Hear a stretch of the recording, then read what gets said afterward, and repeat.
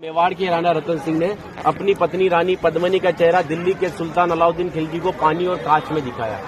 लेकिन हिंदुस्तान का साइंस कहता है कांच का आविष्कार 1535 में हुआ और रानी ने जौहर 1303 में किया। तो 237 साल पहले अपने हिंदुस्तान में कांच और मिरर नहीं थे। और अलाउद्दीन खिलजी के साथ में पर्सनल राइटर आया था जिसका नाम था अमीर खुसरो, जिसने उस समय किताब लिखी थी तारीख अलाई। उसने लिखा था कि मेवाड़ की महिलाओं ने अपने सतीत्व धर्म के खातिर जौहर किया और राजपूत कभी भी कॉम्प्रोमाइज करना नहीं चाहते थे। चित्तौड़ के ऊपर युद्ध होने का सबसे बड़ा रीजन था व्यापार, क्योंकि हिंदुस्तान में कभी भी कोई भी मुस्लिम कम्युनिटी पहले नहीं था। ये सभी जो आते थे अफगानिस्तान तुर्किस्तान से आते थे और आते कहाँ थे तो समुद्र के पास में आते थे, क्योंकि प्लेन तो थे नहीं ना। तो इधर नजदीक पड़ता है गुजरात और ये जाते थे दिल्ली, तो इधर पड़ता है दिल्ली, उनको क्रॉस करना पड़ता था ये मेवाड़।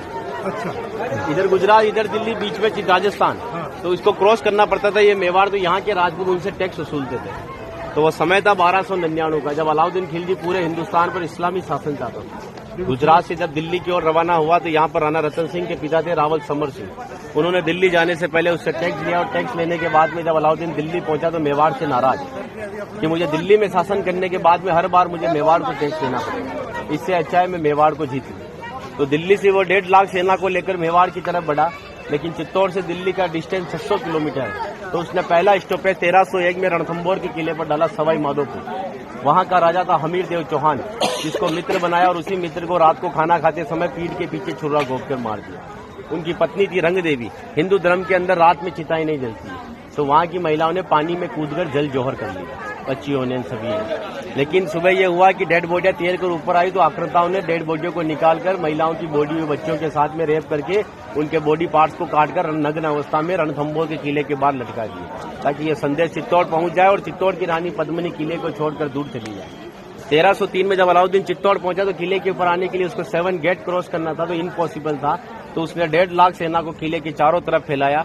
8 महीने के बाद में किले के ऊपर खाने की कमी आई तो रानी पद्मिनी के चाचा भतीजा गोरा और बादल ने राणा रतन सिंह से कहा कि हमारा राशन खत्म हो रहा है और जब ये भूखे और कमजोर सेना से हम युद्ध करवाएंगे तो ये युद्ध नहीं कर पाएंगे। रतन सिंह को बातचीत के लिए 7 गेट के नीचे भेजा तो अलाउद्दीन खिलजी ने उनकी गर्दन पर तलवार रखकर झुकने के लिए कहा, लेकिन मेवाड़ का राजपूत सर कटाने के लिए मंजूर होता है लेकिन सर झुकाने के लिए कभी मंजूर नहीं हुआ।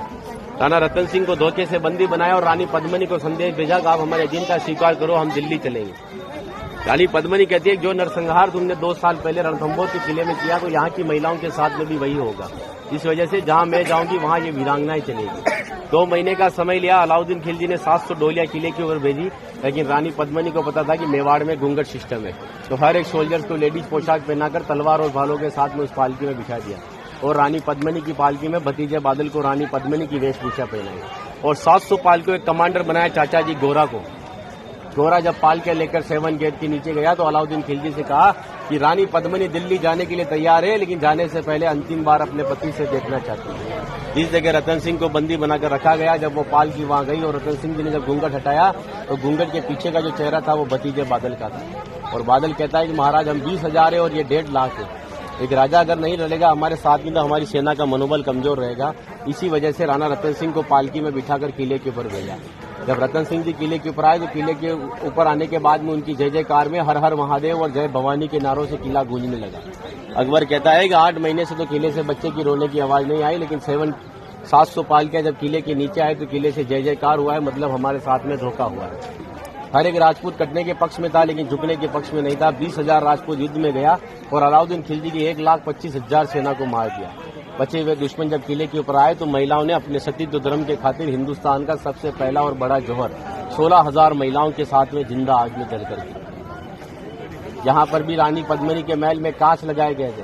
वो कांच लगाए थे पंडित जवाहरलाल नेहरू ने, क्योंकि एक पद्मावत पिक्चर के एक राइटर मलिक मोहम्मद जायसी की किताब को प्रमोट करने के लिए जवाहरलाल नेहरू जी ने उस किताब को आगे बढ़वा दिया। ये रानी को आईने में दिखाया, लेकिन हिंदुस्तान के इतिहास में कभी मेवाड़ गुलाम भी नहीं बना तो आईने में किसको दिखाया। और एक राजपूत अगर अपनी पत्नी का चेहरा हजारों को दिखाता फिर कहते वो राजपूत कहलाने का हकदार भी नहीं। इसीलिए 2 घंटे अपन इस किले के ऊपर घूमे तो एक लाशों के ऊपर चल रहे होते, सब जगह लाश है। इसीलिए उन महिलाओं के सम्मान के लिए कहावत कहता हूँ कि गिरा जहां पर खून वहां पत्थर पत्थर जिंदा है और जिस्म नहीं है मगर नाम का अक्षर अक्षर जिंदा है। और जीवन की यह अमर कहानी अक्षर अक्षर गढ़ लेना और शौर्य कभी सो जाए तो महाराणा प्रताप और शिवाजी को पढ़ लेना।